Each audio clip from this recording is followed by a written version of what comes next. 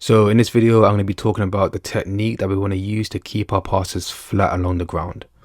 And this is a good technique to use if you play a lot of mid to long range passes, instead of having to play the ball in the air all the time, which there is nothing wrong with doing that. There's definitely situations where you will need to play the ball in the air to get to your teammate effectively. However, there will also be situations where you'll need to play the ball along the ground with pace and accuracy. And so that's what this technique is for. So the two types of passes we're going to be focusing on is the driven pass and the normal side foot pass.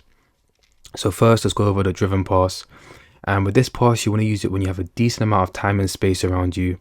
If you try to do this pass, if you're dribbling or pressured in a game, chances are you're probably going to mess up the technique a bit. Now, the aim is to keep the ball as flat as possible along the pitch. And we're going to do that by almost skidding the ball across the floor. It's okay if it rises or bubbles up a tiny bit. Obviously, the pitch will play a part. If it's wet, it's going to be a lot more easier to skid that ball and keep it completely flat, as opposed to a dry pitch where it might bubble a bit.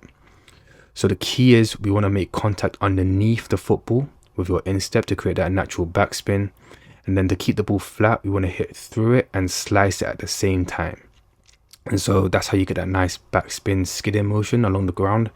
And it's even nicer, like I said, on a wet pitch. Now onto the side foot pass, and for this pass we want to make contact slightly underneath the ball, a bit like the driven pass, but maybe not as low in terms of contact, because we're not trying to create backspin. Instead, we're trying to create top spin, and that top spin we generate is what's going to keep the pass very flat. And the best way I like to explain this is if you're trying to take a free kick, but instead of trying to lift the ball over the wall, you want to go underneath the wall.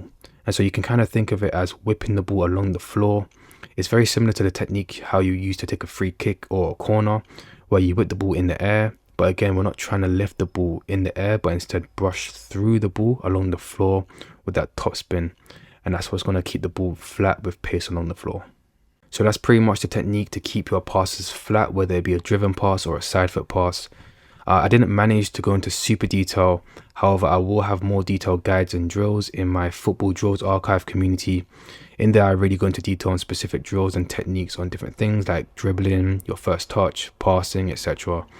And so I'm constantly adding more drills with detailed explanations in there. If you do want to join, or if you do want to check it out, is the first link in the description. But other than that, I hope you enjoyed today's lesson, and I'll see you guys next time.